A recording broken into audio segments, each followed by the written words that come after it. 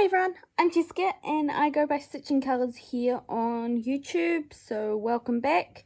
Today I thought I'd do a bit of work on Dragon Race into the Night. So this is a Heaven and Earth Designs piece worked on 25 count, stitched 1/1, and I've got just under 4 pages left before I've finished the top row of pages. So this is by Heaven and Earth Designs and it is based on the artwork by Rose Khan. I just thought, given that we are getting close to the end of the year, that I would have a bit of a chat about some of my tentative plans for 2023. I can't believe we're nearly at the end of 2022, but it really means that I have to start thinking about what I want to achieve next year. So I should have a whip parade which will include all of the progress I want to achieve next year on my existing pieces, but I have quite a few new starts planned for next year. I'm planning at this point for 1 a month, so that will be 12 in total, starting with a Night of Enchantment, which is a Heaven and Earth Designs piece, and then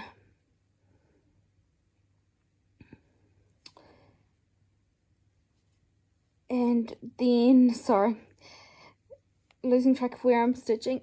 Then I will be starting Summer Queen, no, the Summer Lady, the Celtic Summer, that's what it's called, which is by Lavender and Lace. That will be February's start. I was looking at trying to get it close to the summer equinox, but when I looked at the timing of it, it was December the 22nd, and I kind of looked at it and went, yeah, I don't really want another new start so close to the new year after starting the other one, the Christmas Lodge by Dominic Davidson on the 1st of December, and I haven't really achieved much on it. I figured it may as well end up being a new start for next year. So I decided to hold off on that one. I guess some of that was influenced by the decision I made to not go with my initial plans, which were to stitch all 4 of the Celtic ladies on one piece of fabric. I had a piece of Mountain Air, I think it's from the Arctic, or is it Arctic Ice from, I'm not sure. I'll put a picture up if I remember. But I realised when I got the threads, after I'd ordered them all, that some of the borders are in different colours.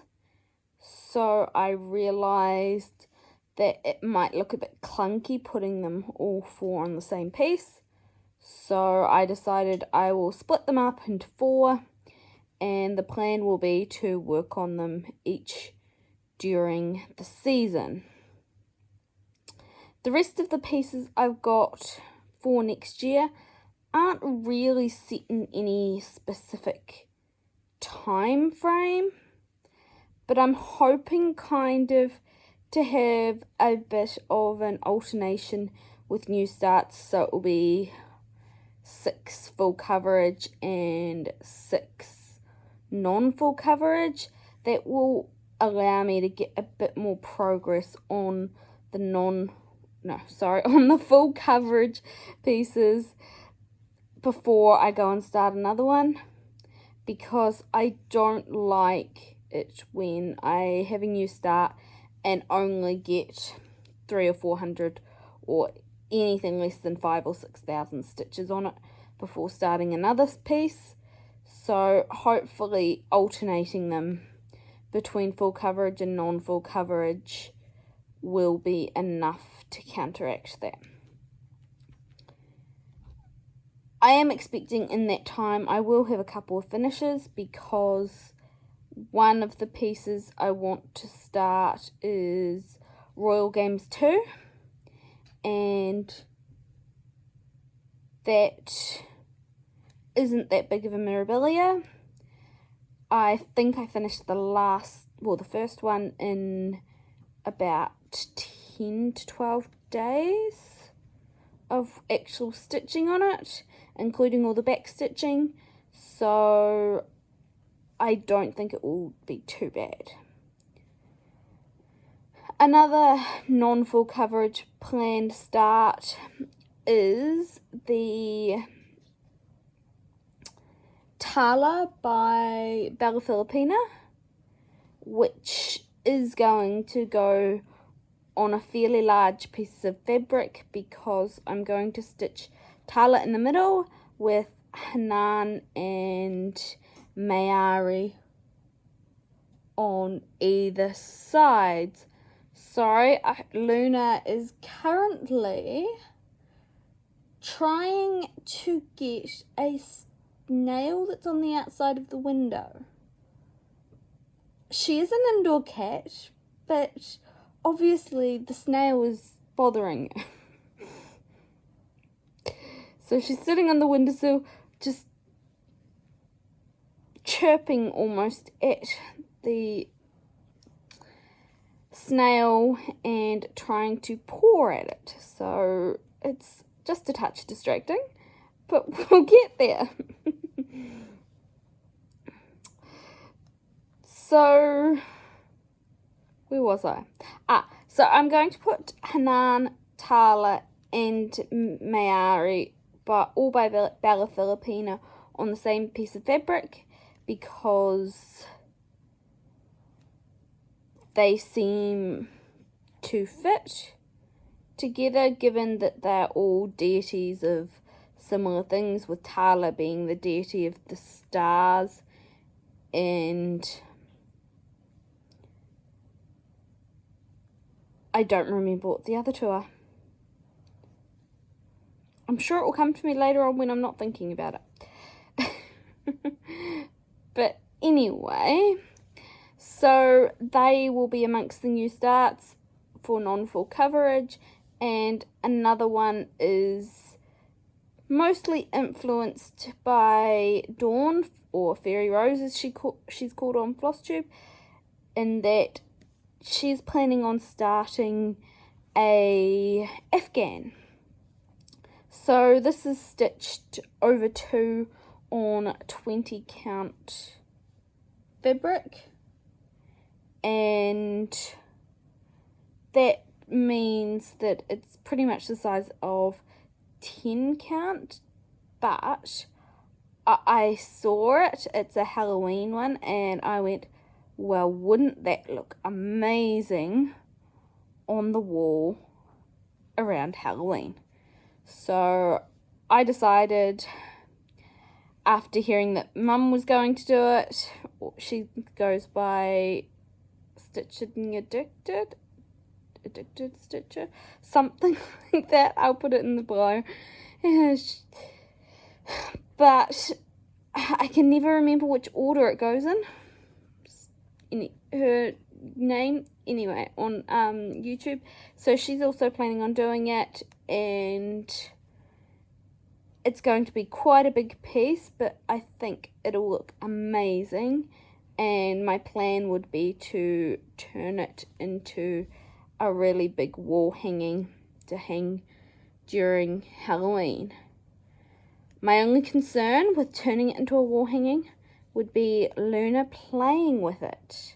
If it's on the wall, she might decide it's a great fun playing with the fringe that they have, so I might have to debate about doing the fringe or only do a very short fringe. We'll see how that goes, but that'll be a long way off because it is quite a big project. By the time it's stitched over 2 on 11 count, so it won't be a finish anytime soon. But it will be very exciting to work on something a bit different. Though I don't think it's going to be very mobile, just given the size of the fabric that I ordered from Stony Creek. So I ordered the grey, which is the called for, from Stony Creek because the pattern is by Stony Creek, and yeah. So that should arrive sometime next year. Probably won't be a start until winter, I would expect, so probably around June, July here in New Zealand, because I'm not sure I will be very happy to have that much fabric sitting on my lap while I stitch in summer. So it'll probably end up being a winter start.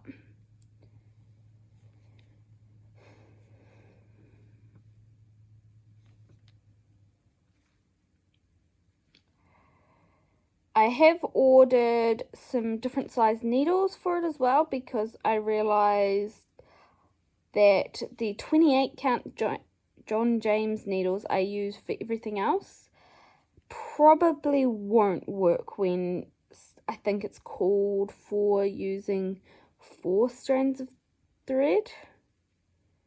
So I don't think that will fit through the eye of the needle. So I had to order some other size needles, and I will see how I go. They've been ordered with the specialty threads that it comes with, but because I ordered them from 123 Stitch, they likely won't arrive for about another month. But that's okay, because I'm in no real rush to start it. And that just gives me a bit more time to have it as a planned start and not a, oh, I should start this. Yeah. I am trying next year not to buy too many patterns, or to not kit up everything, because something I've been shocking for this year and last year is buying things, kitting them up, and then leaving them sitting in a drawer, kitted up, ready to go. I just need to start them, but not wanting to start them because I had too many projects on the go already. As much as I like to think I can stitch anything, all the pieces, I kind of feel like I don't get a huge amount of progress on them if I'm working on too many pieces at once. So I tend to try and not start everything, as much as I'd love to. There are pieces that I would really love to start, but I know that if I were to start them, they wouldn't get the attention that they deserve. And because of that, they will hold on until I have some space outside of these 12 planned starts. I would suspect after this coming year, I won't have that many starts for quite some time, because if I start 12, it'll leave me pretty close to 25 works in progress. Assuming I don't finish any, which I will. So, why is that thread getting very thin? We'll just go over it again. Probably because it's too long and it was sitting parked for some time.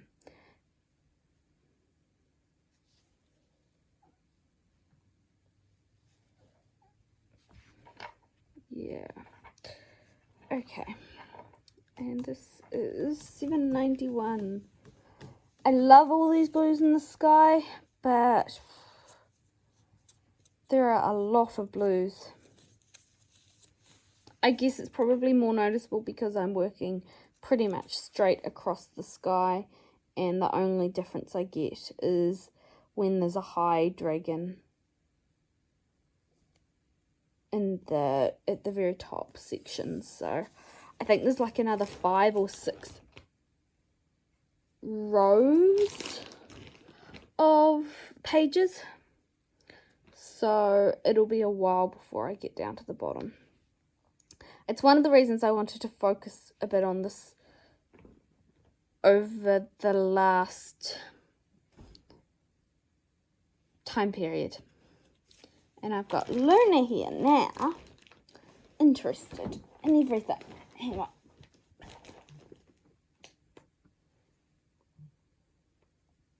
So, okay, she's gone. She's going to go play. We'll just, yeah, she's going. Where did I put the needle? Here. Okay. So, I have to say, I'm very curious. I don't tend to watch many Stitch with Me, so I find it very interesting to see, and I was just curiosity here, what do people actually enjoy watching about them? Is there something in particular or not? I mean, I'm hoping to get a bit more stitching done next year. I have had a few issues since about August this year because I've been the only one from my company that is working in this area. So just the way it's happened, staff has left and moved away, and other staff has completely left the company, but it's meant that I have pretty much been running around like a headless chicken for months, getting as much work as I can done, and doing some pretty long days, especially with driving. I mean, they're not exactly great some of those days because I don't feel like I get anything done.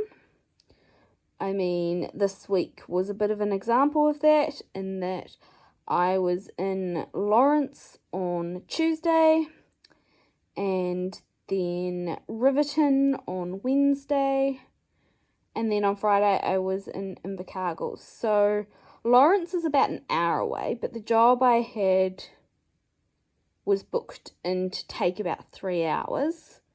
So that filled in pretty much all of the day. And then Riverton is just under 3 hours away. And Invercargill is 2.5.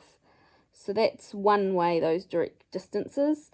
So the difficulty is normally that I've got air monitoring pumps out that I need to go and collect at the end of the day. So I have to be back in Dunedin before 4 p.m. And I can't leave before around about 8:30 in the morning. So it makes it a little bit difficult, because in the past when we had other people around, if we had stuff out of town, it meant that the staff in town would deal with anything in town. So if you were doing stuff out in the middle of nowhere, you'd just drive out there and do it, and then come back and assess where the time was, etc. Because of how it's been, I am totally trying to play catch up on all reports before the end of the year. And given that it's the 18th of December, it doesn't feel like it's getting anywhere. And I've been working pretty much every Saturday since mid-August, so it means I'm not having a huge amount of time for stitching. Hopefully this will change because I have got a new trainee starting in January, but of course it'll be about 3 months before he can actually do anything other than follow me around. So just one of those things, but hopefully by mid-year or so I will actually be up and able to stitch more. I'm looking forward to it.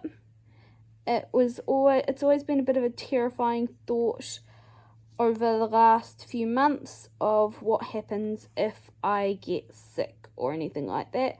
Luckily, my immune system seems to be thriving, but it's always one of those stressful things of what if I were to get sick, because there aren't many flights into Dunedin and our closest other resourcing wise is in Christchurch, and circumstances mean that certain work has to be done on a daily basis.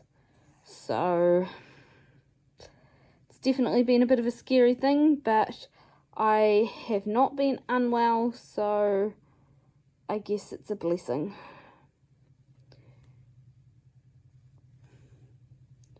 Alright, that's one more colour finished for this block or set of blocks.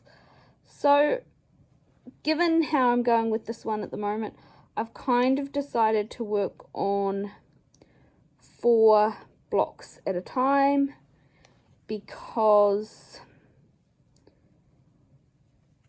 it's relatively bulk stitching.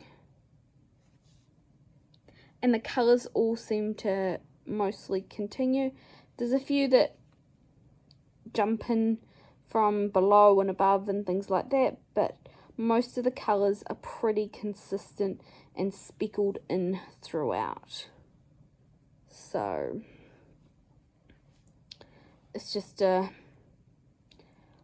aim to get this done because I've got this page and then 3 more to go along the top row, and I kind of want to have this finished, or at least I should say the top row finished, by May, June kind of time next year, because I kind of want to do a bit of an experiment and see, based on what time of the year I'm more likely to work on this piece.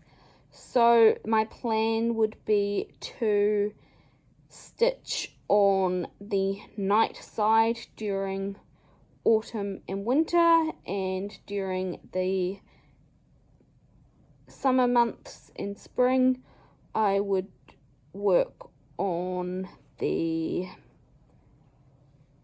day side of the piece. Because I've got the top row all sorted, I would be able to work in from either side and meet in the middle. Pattern Keeper is amazing, so I feel confident I can do that, but I think it will be an amazing experiment to see whether a piece like this I'm more likely to work on it during summer or winter. Of course, I've already tried to work my way down into the tree a bit more when I was doing cross country at the very start when I was working on this piece, so I'll have to go back and fill that in, and I will tell you it will not be fun because I don't tend to like coming back and filling pieces in, and I think I've gotten worse for that since I started stitching using parking, and getting this further along. So yeah, it's going to be an interesting thing. And Luna has come to see me again. She's just out of camera range, kind of, over the side on the other at the other arm of the chair. So you probably won't see her, but you may hear her.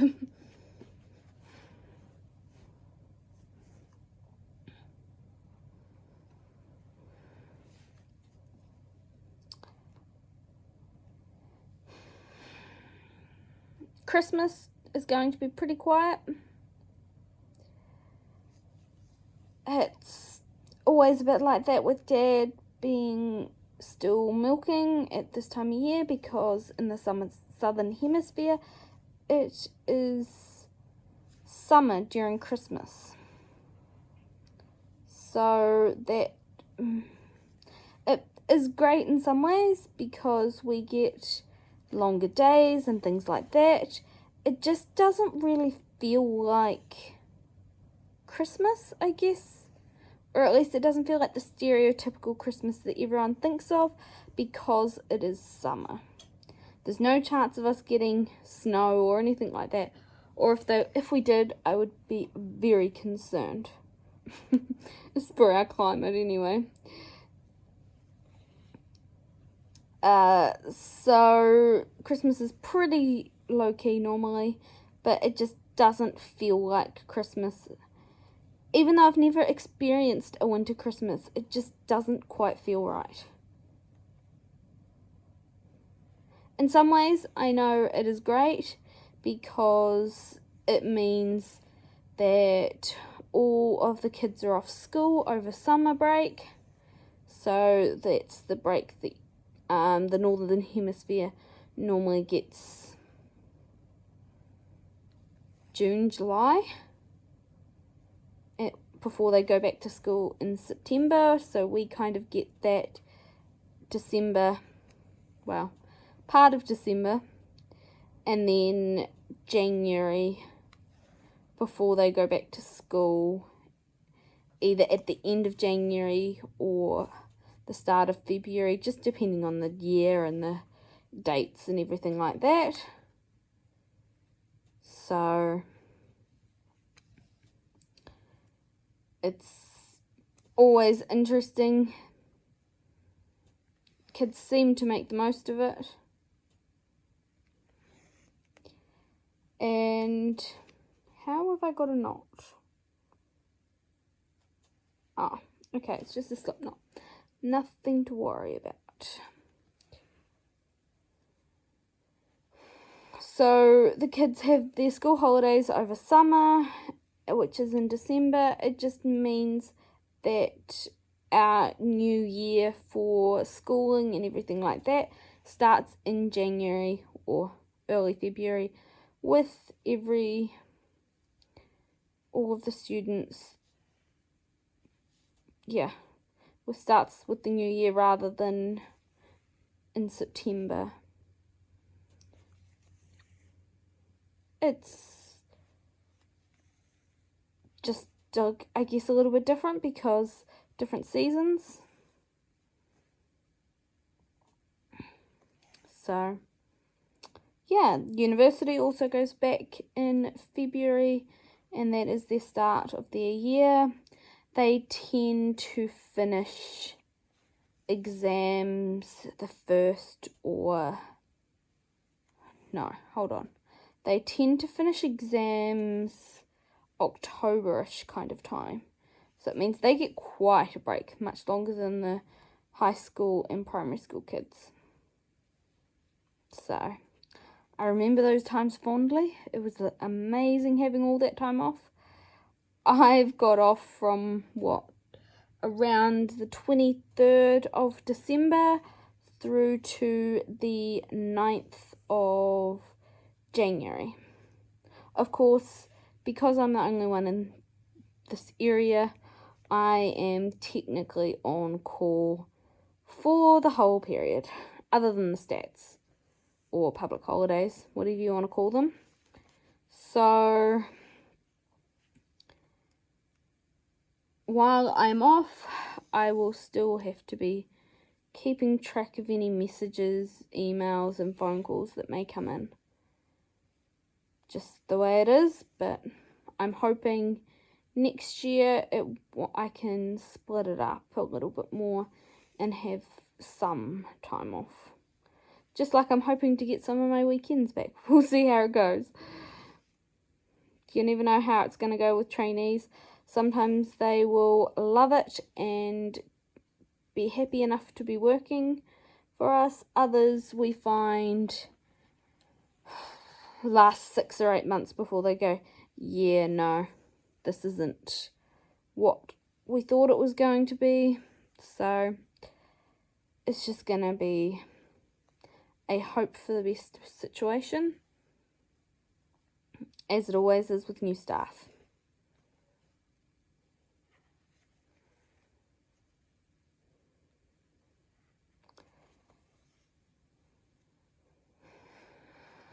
So I hope your weather's all going well. I mean, it's pretty overcast here. It's not looking so good. I haven't looked at the weather outlook for the week yet, but based on what I'm seeing, I have suspicions that we may end up with a wet Christmas this year, or an overcast one anyway. It won't be a brilliant and sunny Christmas from what I'm seeing of the weather recently. Could be wrong, but it just doesn't look all that promising.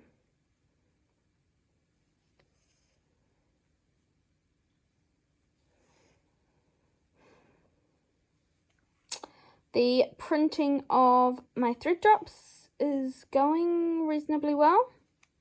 I have been using a purple filament, and it's a very pretty colour.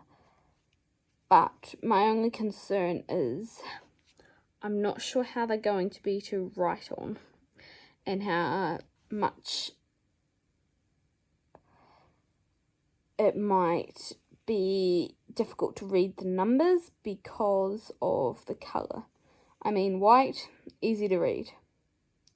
But as soon as you come into other colours, it can get a little bit more difficult. We'll just see how it goes. I mean, I've already started using some of them, and I'm still doing some adjustments to the model and changing things, and I want to have a go at a different shape because I think it might be a bit more practical. As much as I love the kind of raindrop kind of shape that it is, there's only so many that you can fit on the sheet, so I'm hoping with a slightly different shape it may not need to be quite as big, and therefore I might be able to get more printed at a time, and therefore be able to leave it running for longer without too many issues. Some of the ones that I've got, I do probably need to sand them back a little bit because they were printed when my leveling wasn't quite right. They're still usable, but they're just not quite as perfect as I'd like. And there's a few more adjustments I want to make to the model to try and improve that. So that will be a bit more experimentation. I mean, they do say that 3D printing is a whole hobby in itself, as well as playing with your 3D printer and trying to make sure it's printing right. So we will see how I get on in the new year. I'm hoping to have a little bit of time over Christmas to play with it a little bit more and just get a bit of a better understanding of the capabilities of the printer. I think it might improve things, but time will tell. But it also depends on how much time I decide that I would like to spend on playing with a 3D printer rather than stitching. It's a bit of a catch-22, that one. So, I mean, I can spend longer time stitching and then have to buy a few extra things, or I can print them myself, and they're pretty cheap to print. It's just a matter of getting the model and everything all sorted and dialing down the 3D printer and getting all the settings right, especially the leveling. I had no idea what I was getting myself in for, and that the leveling would be that time consuming and tedious. But I feel like it's coming along. Still a few small adjustments to be made, but nothing compared to how it was when I first started. I guess the whole thing with having a 3D printer and all that being a whole new hobby is pretty much the same as collecting patterns. We all say that collecting patterns and stitching them are two separate hobbies. I would totally agree, and I think it doesn't help that everyone's paranoid about patterns going out of print, and also you can buy something thinking you're going to start it in a few months, but tastes change in that time period, whether it's due to something else that's going on in your life or what. Yeah. So I totally have patterns that I don't think I will ever stitch, and I'm sure everyone else has that as well.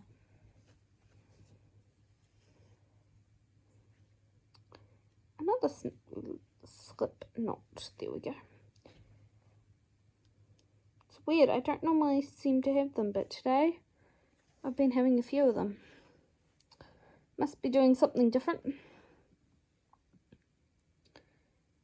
Anyway, we'll do those, and I've got one more colour in this box to do, which is 797, another blue.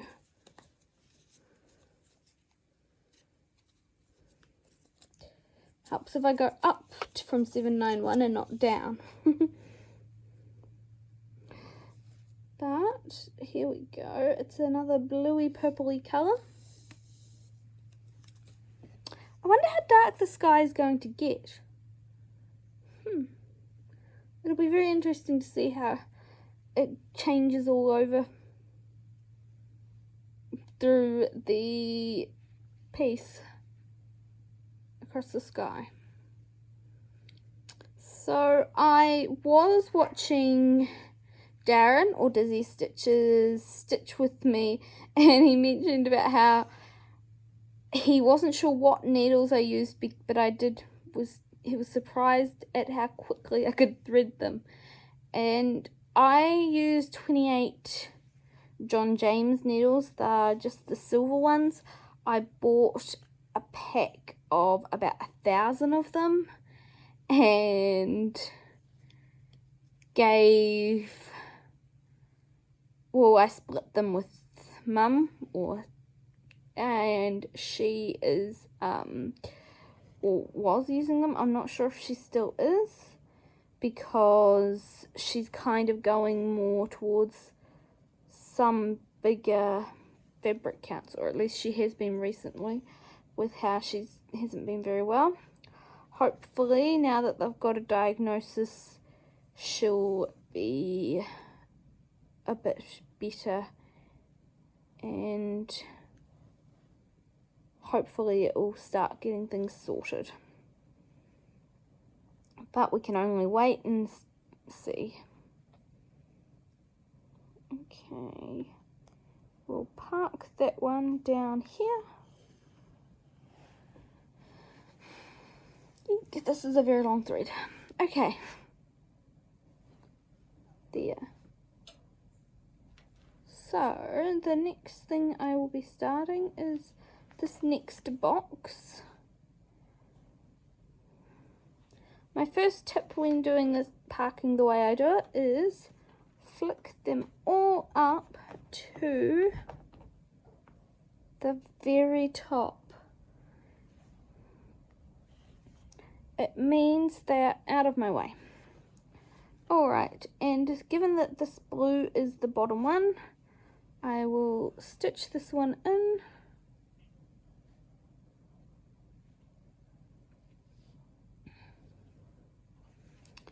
And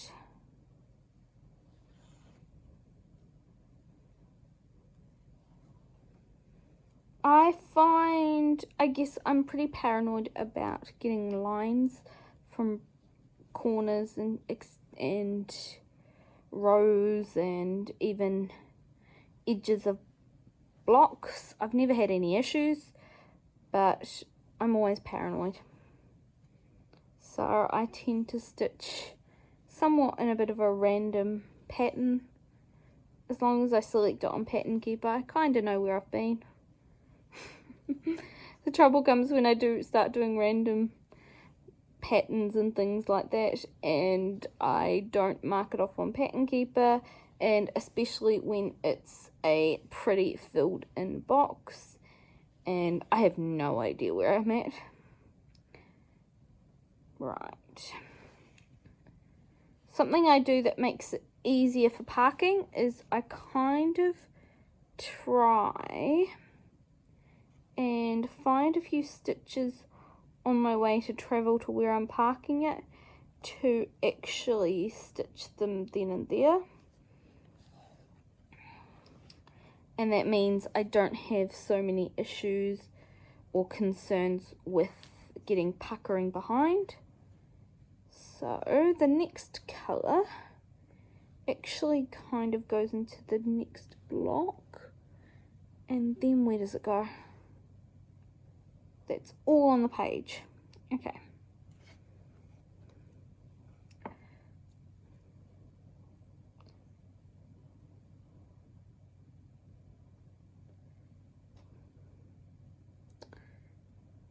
So I guess I will leave you all to it. I hope you all have a good week and that you find some time to get some stitching done during this week before Christmas amongst all the chaos that it turns to. So enjoy, and if I don't see you again before Christmas, have a good Christmas. Alright, thank you, bye.